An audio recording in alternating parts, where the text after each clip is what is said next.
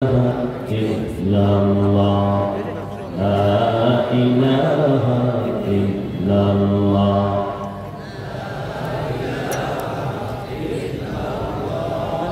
لا إله إلا الله لا إله إلا الله لا إله إلا الله لا إله إلا الله لا إله إلا الله لا إله إلا الله لا إله إلا الله محمد رسول الله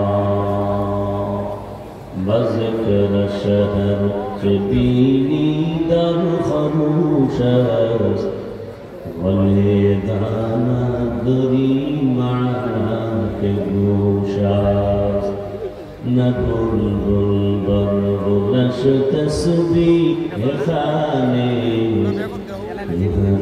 هر بتسبيحش زباني ذكر حق آمد غذائي روحي روح آمد إيدل مجروح لا إله إلا الله لا إله إلا الله لا إله إلا الله لا إله إلا الله لا إله إلا الله لا إله إلا الله لا إله إلا الله لا إله إلا الله لا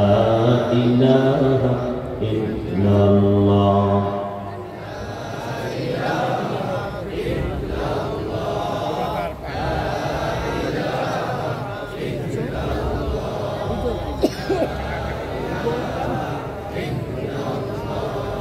لا إله إلا الله محمد رسول الله نور المدينة حفظ القرآن academy কর্তৃক আয়োজিত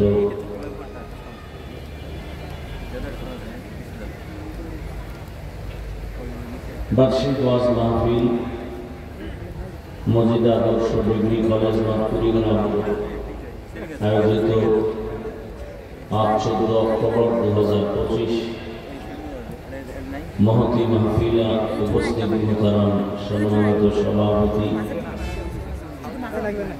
মোহাম্মদ কবির উদ্দিন মুন্সি সাহেব, প্রধান অতিথি জনাব আবু বকর সিদ্দিক সাহেব সহ অন্যান্য অতিথিবৃন্দ, হযরত উলামায়ে কেরাম, অত্র অঞ্চলের বিভিন্ন স্থান থেকে আগত আল্লাহ পাকের আশিকিন, জাকিরিন, শাকিরিন, মুহিব্বিন, মুরব্বিয়ে মেহজান, কলিজা টুকরা আমার সমবয়সী যুবক বন্ধুগণ, স্নেহিত ছোট ভাই, পর্দার আড়ালে মাইকের আওয়াজ শ্রবণতা সম্মানিত মা ও বোনেরা, দয়াময় আল্লাহ রাব্বুল আলামিনের দরবারে শুকর যে আল্লাহ আমাদেরকে সুস্থ রেখেছেন, আলহামদুলিল্লাহ। জীবনের এক অমূল্য সম্পদের নাম সুস্থতা। টাকা পয়সা বাড়ি গাড়ি সব আছে, কিন্তু আপনি অসুস্থ, জিন্দগির কোনো মূল্য। এই বাতি বন্ধ করো, মোবাইল বন্ধ করো।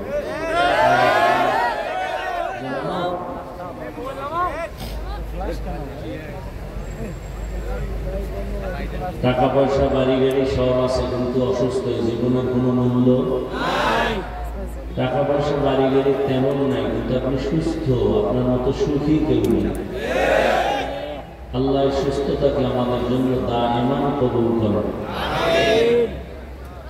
আমি আপনাদের সাথে কিছু পরামর্শমূলক বয়ান করব, কথা বলবো। চিল্লানো যাবে না, আমার কথা বুঝতে হবে এবং জবাব দিতে হবে যদি আমি চাই। আমি প্রশ্ন করলে জবাব দিবেন, না চুপ করে শুনবেন। কোনো চিল্লাচিল্লির দরকার নেই, এখানে কিছু বুঝের কথা আমি বলবো। চিল্লানোর জন্য মঞ্চ আলাদা আছে। কারো যদি দেশ নিয়ে খুব চিল্লাইতে মন চায়, ইসলামের ব্যাপারে ইসলামী রাজনীতির মঞ্চ আছে না নেই? বুঝার জন্য কিছু কথা খুব খেয়ালের সাথে শুনতে হবে।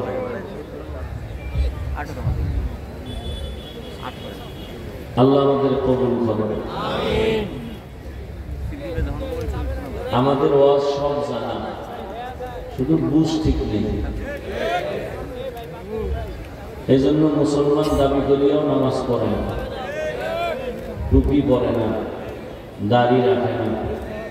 আবার যার বুঝ ঠিক, সে জেনারেল লাইনে পড়িয়া প্রফেসর হইয়াও টুপি পরে। তার বুঝ কি হয়ে গেছে? ঠিক হয়ে গেছে। আর যার বুঝ ঠিক হয় নাই, সে দুনিয়ার লোভে পড়িয়া উল্টা পাল্টা পথে দৌড়াচ্ছে। অনেকে টুপি পরিয়াও দৌড়ায়। আল্লাহ সহি সমাজ আমাদেরকে দান করেন। যাদের আয়োজনে আজকের এই প্রোগ্রাম, আল্লাহ সবাইকে কবুল করেন। হাজারো লাখো মানুষের ভেতর থেকে আল্লাহ আমাদেরকে কবুল করেছেন। এবং আরো বেশি শুকর যে আল্লাহ আবহাওয়াকে আমাদের অনুকূলে রেখেছেন। আর একবার কি শুকর আদায় করবেন? নবীজি বলেন, আলহামদুলিল্লাহ আলা নিয়ামতি আমানুল লিজাওয়ালিহা। যারা আল্লাহর নিয়ামত পেয়ে শুকর আদায় করবে, আল্লাহ তাদের নিয়ামতকে আরো বাড়ায় দিবেন। বাড়ায় তো দিবেনই, বরং যে নিয়ামত আসছে এটা স্থায়ী হয়ে যাবে শুকরের বরকতে। দরুদ ও সালাম সৈয়দুল মুরসালিন রহমাতুল লিল আলামিন শফিউল মুযনিবিন খাতামুন নবিয়্যিন সৈয়দুস সাকালাইন ইমামুল মুরসালিন হযরত মুহাম্মদুর রাসূলুল্লাহ সাল্লাল্লাহু আলাইহি ওয়া আলিহি ওয়া সাল্লাম। কি হবে? সাল্লাল্লাহু আলাইহি, পড়েন সাল্লাল্লাহু আলাইহি ওয়া আলিহি ওয়া সাল্লাম। স্পষ্ট রসুল বলেছেন, আমার জন্য যারা দোয়া করবা, আমার আহলের জন্য দোয়া করি, আমার আহলে বাইতের জন্য দোয়া করি। এজন্য দোয়া করি সাল্লাল্লাহু আলাইহি ওয়া আলিহি ওয়া আহলে বাইতিহি ওয়া সাল্লাম। যখনই রসুলের জন্য দোয়া করি, তার আহলের জন্য দোয়া রসুল করতে বলেছেন। আর এর দ্বারা আমাদের লাভ, দুনিয়াও লাভ, আখিরাতেরও লাভ। মাগরিবের নামাজের পরে বয়ানে বলে আসছি, আসরের আগেও বয়ানে বলে আসছি, আপনাদের অত্র অঞ্চলের কোন এক স্থানে আপনাদেরকেও বলছি, আপনারা দিল থেকে কথা বলবেন, মুখ রোচক না। আপনারা কি চান আপনাদেরকে যেখানে যাবেন সেখানে আপনাদের সবাইকে সম্মান করবো? সবাই চান না? তাহলে আল্লাহর কসম করে বলে গেলাম, আপনি মানেন আর না মানেন, বলে গেলাম, যেখানে যাবেন সেখানে আপনার সর্বোচ্চ সম্মান আল্লাহ দিবেন। একটা তাবিজ আপনি ব্যবহার করবেন, আর সে তাবিজ হলো দরুদ শরীফ। আল্লাহর জাতের কসম, আপনি দরুদকে নিজের আপন পুঁজি বানায় নেন। এবং বেশি উত্তম যেটা নামাজে পড়ি, দরুদ ইব্রাহিমী। ওলামায়ে কেরাম লিখেছেন, কমপক্ষে 300 বার দরুদ পড়ো প্রতিদিন। শর্ত 2টা, খুব নির্জনে বসে পড়ো, ধ্যান ও খেয়ালের সাথে, পবিত্র অবস্থায়, নাপাক অবস্থায় না। পড়ে পবিত্র অবস্থায় কিবলার দিকে চেহারাটা ঘুরায় বিছানায় ঘুমিয়ে পড়ো। ঘুমের মধ্যে রসুলের সাথে মোলাকাত হয়ে যাবে। তবে এখানে একটা কথা আপনাদের মনে রাখতে হবে, কোনো বেনামাজির সাথে রসুলের মোলাকাত হবে না, কোনো সুদখোর ঘুষখোরের সাথে রসুলের মোলাকাত হবে না, রসুলের সুন্নত জবাই কর্মওয়ালার সাথে রসুলের মোলাকাত হবে না। আল্লাহ বুঝার তৌফিক দান করুন। তাহলে প্রতিদিন কতবার দরুদ শরীফ? ইনশাআল্লাহ নিয়ত করা যায়। সময় থাকলে নামাজেরটা না হয় ছোট অংশ, সাল্লাল্লাহু আলাইহি ওয়া আলিহি, আমাকে কি কিছু কথা বলতে সুযোগ দিবেন না ডিস্টার্ব করবেন? উঠা বসা করিয়েন না, এগুলি আমি পছন্দ করি না। কারণ খুব দিল খুলে বয়ান করি তো, ভিন্ন কোনো নিয়ত, এখানে বসার পরে নিয়ত সব অন্যরকম হয়ে যায়। প্রত্যেকটা মানুষের পায়ে হাত দিয়ে ধরার মতো মানসিক অবস্থা নিয়ে এখানে বসি, যে কেউ যদি বলে আমার পাও ধরলে আমি আর নামাজ ছাড়বো না, আমি নিচে এসে পাও ধরবো, এতটুকু চূড়ান্ত ভালোবাসা অন্তরে নিয়ে বয়ানে বসি। একটা লোক উঠে গেলে টোটাল বয়ানটাকে ডিস্টার্ব করে ফেলবে। আমরা তো ছোট থেকে যাদেরকে দেখে বয়ান শিখছি, যাদের লাথি খেয়ে এখানে আসছি, থাপ্পড় খেয়ে এখানে আসছি, এদের বয়ান ছিল গলা কাটা মুরগির মতো, মানুষ চিল্লেই তো আর কান্ত মাঠের ভেতর। সেখানে আবার পান খাবেন কেন, চা টানবেন কেন? এটা তো মজলিসের আদব না, এটা কোরআনের বয়ান চলে, অন্য কোনো বয়ান না। এই বয়ান বন্ধ করে আমাকে বক্তাকে স্লোগান দেওয়া জায়েজ নেই। অনেক জায়গায় দেখি বয়ান বন্ধ করে স্লোগান দেয় বক্তার আগমন, হারাম, জায়েজ নাই। বাংলাদেশে সবই জায়েজ, কোন হুজুরের ফতুয়া কেউ কানে দেয় না, যে যেটা মানবে, যে যেটা যেভাবে চলবে, এটাই ইসলাম। আল্লাহ হেদায়েত দান করুন। উলামায়ে হযরত আলোচনা রেখেছেন, আপনারাও ধৈর্যের সাথে আলোচনা শুনছেন। আল্লাহ পাক সবাইকে উলামায়ে কেরামের কথাগুলো সহি তরিকা আমল করার তৌফিক দান করেন। উলামায়ে কেরামের ইজ্জতকে আল্লাহ বেশি বেশি বাড়ায় দেন। আস্তে বললেন কেন? অন্যের জন্য দোয়া করতে খুব কষ্ট লাগে না? অথচ রাসূল কি বলেন? এখানে বসে আমি দোয়া করলাম, আল্লাহ কুড়িগ্রামের সব মানুষকে মাফ করে দাও। নবী বলেন একজন ফেরেশতা আমার পেছনে আসবেন, আল্লাহ পাঠাবেন।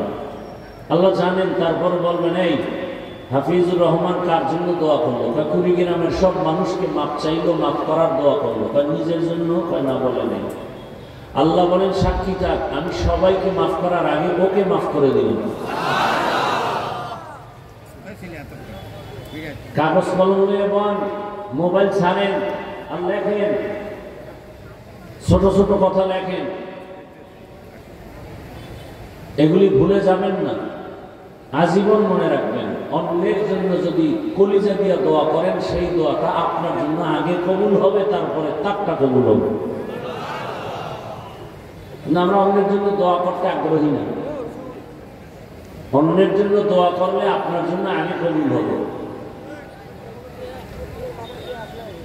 আল্লাহ বুঝার তৌফিক দান করেন। উলামায়ে কেরামের ইজ্জত আল্লাহ বাড়ায় দেন। কি আলেমদের ইজ্জত বাড়ার পক্ষে না বিপক্ষে? কেন বলতেছি? যারা আলেমদেরকে নিয়ে ষড়যন্ত্র করে, ফেসবুকে বিরুদ্ধে লেখে, মিডিয়ায় বিরোধিতা করে, কথার মাধ্যমে করে, আল্লাহ এদের হেদায়েত দান করেন। আল্লাহর কুদরতে এদের হেদায়েত না থাকলে আল্লাহ দ্রুত ধ্বংস করে দেন। কারণ আলেমের দুশমন বেঁচে থেকে সার্থকতা নেই, হয়তো তওবা নাইলে মরা ভালো। কারণ কিয়ামত পর্যন্ত জমিনে আর রাসূল আসবেন না আমাদেরকে বয়ান করতে। আসবেন? সাহাবায়ে কেরাম আসবেন? আইম্মায়ে কেরাম আসবেন? ইমাম বুখারী, ইমাম মুসলিম, ইমাম তিরমিজি, আবু হানিফা, ইমাম শাফি আসবেন? কিয়ামত পর্যন্ত এই জাতিকে, খুব খেয়াল করেন, কিয়ামত পর্যন্ত এই জাতিকে টোটাল দুনিয়াতে সম্মান আর শান্তির পথ দেখাবেন, পরকালে বিনা হিসাবে জান্নাতের পথ দেখাবেন একমাত্র, শুধুমাত্র, কেবলমাত্র উলামায়ে কেরাম, আর কেউ না। উলামায়ে কেরাম শুধু পরকালের পথ দেখাবেন, শুধু পরকালের। কোরআন কি পরকালের জন্য না সব কালের জন্য? অতএব কোরআন হাদিস অনুযায়ী পথ দেখাবেন, দুনিয়াতে শান্তি, মুক্তি, সম্মান কিভাবে ঠিক রাখবেন সেই পথও দেখাবেন আলেম। পরকালে কিভাবে বিনা হিসাবে জান্নাতে যাবেন সেই পথ দেখাবেনও আলেম। আর কেউ দেখাবে না, আর সবাই মানুষকে অন্ধকারের দিকে নিয়ে যাবে স্বার্থের লোভ দেখাইয়া। কারণ দুনিয়ার সব স্বার্থপর, এ জাতির জন্য নিঃস্বার্থ পিওর বন্ধু উলামায়ে কেরাম, আর কেউ নেই। আর সব স্বার্থপর, সবাই কি? কথাগুলো মনে রাখবেন, যদি মনে করেন ভুলই বলে ফেলেছি দাঁড়ায় বলবেন, তওবা করে নেবেন, খবরদার। এজন্য খেয়াল করে শুনে, উলামায়ে কেরামের ইজ্জত বাড়া মানে ইসলামের সম্মান ঠিক থাকা। কিন্তু আন্তর্জাতিক এক ষড়যন্ত্র চলছে উলামায়ে কেরামের প্রতি উম্মতের ঘৃণা কিভাবে বাড়ানো যায়। দেখেন না, সবাই হাতে হাতে তালি দেয়, দেশের সিচুয়েশন খুব ভালো, পরিবেশ ভালো, এই মুহূর্তে এই সুযোগ হাতছাড়া করা যাবে না। তার মানে ইসলামের জন্য উর্বর সব আলেম এক হবে। কিন্তু আপনারা জেনে রাখেন, কোটি কোটি কোটি কোটি কোটি টাকা ব্যয় করা হচ্ছে আলেমদেরকে আলাদা রাখার জন্য।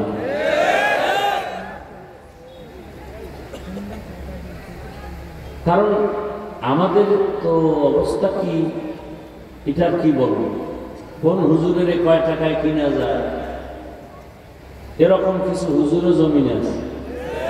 আর এটা কোনো পিসাবের কথা না, রসুল ১৫০০ বছর আগে সতর্ক বাণী করে গেছে। قال رسول الله صلى الله عليه وآله وسلم ألا إن شر الشر شرار العلماء وإن خير الخير خيار العلماء।